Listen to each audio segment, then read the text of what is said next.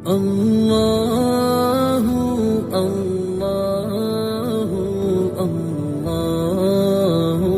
اللہ اللہ اللہ بسم اللہ الرحمن الرحیم۔ دنیا میں ہر عقل مند انسان کی خواہش یہ ہوتی ہے مجھے کوئی نقصان پیش نہ آئے، حادثہ پیش نہ آئے، لیکن پھر بھی انسان کو نقصان اور حادثات پیش آتے ہیں۔ اس کی وجہ کیا ہے؟ بعض کم علم مسلمان تو بس یہ کہہ دیتے ہیں کہ یہ اللہ تعالیٰ نے یہ نقصان، یہ حادثہ قسمت میں لکھا ہوا تھا اس لیے پیش آ گیا، ہم کچھ نہیں کر سکتے تھے۔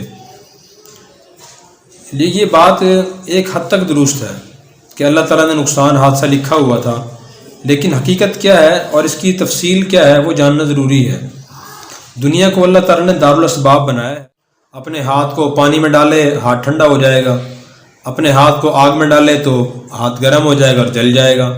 اب دیکھیں اللہ نے انسان کو اختیار دیے ہوا ہے۔ جب انسان کسی کام کا انتخاب کر لیتا ہے کہ میں نے یہ کام کرنا ہی کرنا ہے، اللہ تعالیٰ فیصلہ فرما دیتے ہیں کہ ٹھیک ہے یہ کام ہو جائے اور اس کا رزلٹ مل جائے، پھر اس کا رزلٹ انسان کو مل جاتا ہے۔ تو قرآن کریم ہمیں نقصانات اور حادثات سے بچنے کی کچھ ہدایات دیتا ہے۔ ان میں سب سے پہلی ہدایت یہ دیتا ہے کہ ایک مسلمان کو محتاط ہونا چاہیے۔ قرآن متقی لوگوں کے لیے ہدایت ہے۔ متقی کا معنی ہے بچنے والا، احتیاط کرنے والا۔ یہ احتیاط زندگی کے ہر شعبے میں ضروری ہے اور اسلام اس کا ہم سے مطالبہ کرتا ہے۔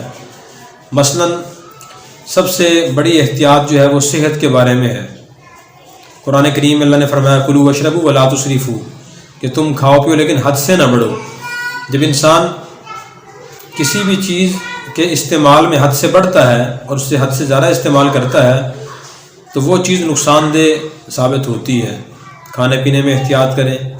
شرعی مسئلہ بھی ہے کہ جو چیز نقصان دے اس سے پرہیز کرنا واجب ہے اور اس کو استعمال کرنا شرعی لحاظ سے بھی گناہ ہے۔ اگر ایک آدمی کو میٹھا نقصان دیتا ہے، چاول نقصان دیتے ہیں تو اس کے لیے وہ استعمال کرنا جائز نہیں ہے۔ اسی طرح معاملات کے بارے میں احتیاط کرنا ضروری ہے کہ جب انسان معاملات کرے تو دین یہ کہتا ہے کہ ان معاملات کو پہلے سے صاف صاف طے کر لیا جائے پھر لکھ لیا جائے۔ سورہ بقرہ کے 39ویں رکوع میں ایک آیت ہے، آیت مداینہ، ادھار لین دین کی ہدایات دینے والی آیت۔ یہ قرآن کریم کی سب سے بڑی آیت ہے۔ اس میں اللہ تعالیٰ نے لکھنے کا حکم فرمایا کہ جب بھی تم کو مستقبل کے بارے میں، آئندہ کے بارے میں معاملہ کرو اسے لکھو۔ اب بہت سی پریشانیاں انسان کو اس لیے معاملات میں پیش آتی ہیں کہ انسان نے پہلے سے معاملات کھول کے طے نہیں کیے ہوتے، اور نمبر 2 انہیں لکھا نہیں ہوتا۔ فریقین میں سے کوئی ایک بھول جاتا ہے کہ یہ بات تو طے نہیں ہوئی تھی، دوسرا فریق کہتا ہے کہ نہیں طے ہوئی تھی، ایک فریق کہتا ہے کہ اتنی بات طے ہوئی تھی، دوسرا کہتا ہے اتنی بات طے ہوئی تھی، ایک فریق کہتا ہے کہ یہ بات یوں طے ہوئی تھی، دوسرا کہتا ہے نہیں یہ اس طرح طے ہوئی تھی۔ ایک فریق کہتا ہے کہ جی میرا تو خیال یہ تھا کہ یہ کام یوں ہوگا، دوسرا کہتا ہے نہیں میرا خیال یہ تھا۔ اگر بات کھول کر لکھ لی جائے، طے ہو جائے، دونوں پابند ہو جاتے ہیں۔ اللہ تعالیٰ یہ فرما رہا ہے قولوا قولا سدیدا، صاف بات کہو، اور نمبر 2 اسے لکھو۔ یہ بھی ایک طرح کی احتیاط ہے۔ اسی طرح رشتہ طے کرنے میں انسان کو بڑی احتیاط کرنی چاہیے۔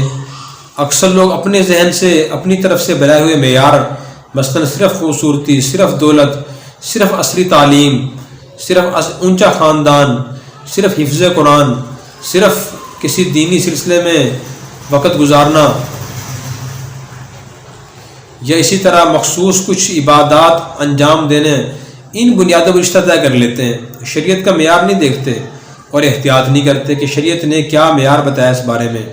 وہ کسی اور موقع پہ انشاءاللہ ہم بتائیں گے، لیکن یہاں بتایا جا رہا ہے کہ انسان کو احتیاط کرنی چاہیے، زبان کے بارے میں محتاط ہونا چاہیے۔ صدیق رضی اللہ عنہ نے فرمایا اپنی زبان کو پکڑ کر ھذا الذی اوردنی الموارد، یہ وہ زبان جس نے مجھے کہیں پریشانی میں مبتلا کر دیا۔ زبان پریشانی میں مبتلا کرتی ہے، زبان کی بے احتیاطی۔ نبی کرم صلی اللہ علیہ وسلم نے ارشاد فرمایا کہ جو مسلمان جہنم میں جائیں گے ان میں سے اکثریت ان مسلمانوں کی ہوگی جو اپنی زبان کو غلط استعمال کرنے کی وجہ سے، یعنی زبان کو احتیاط سے استعمال نہ کرنے میں جہنم میں جائیں گے۔